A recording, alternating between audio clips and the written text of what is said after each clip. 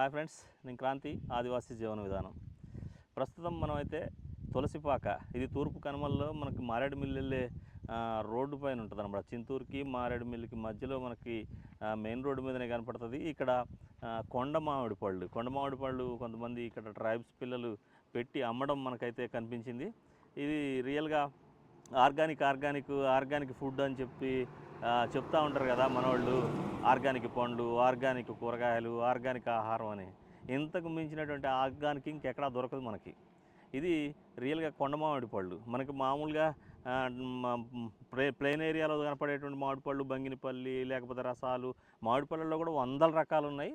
కానీ ఆ వందల రకాల మామిడి పళ్ళు కూడా ఈ కొండ మామిడి నుంచి ఉత్పత్తి అయినవి, కొండ మామిడి నుంచి తయారైనటువంటి మామిడి చెట్లు తప్ప ఇంక వేరే కాదు. కాబట్టి మనం తులసిపాక గ్రామం దగ్గరికి వస్తే, తులసిపాక గ్రామం దగ్గర మనోళ్ళు ట్రైబ్స్ పిల్లలు అయితే ఈ రకంగా చిన్న చిన్న పండ్లు కుప్పలుగా పోసారు. ఒక్కొక్క కుప్ప 50 రూపాయలు అని చెప్పి ఇక్కడ అమ్మకం జరుపుతూ ఉన్నారు. వాళ్ళంతా స్కూల్కి వెళ్ళే పిల్లలేనంట, 6-7 చదువుతూ ఉన్నారు అందరూ కూడా. ఈ రకంగా కుప్పలు పోసి అమ్మేటువంటి కొండ మామిడి పండ్లు అయితే మనకు కనిపించాయి.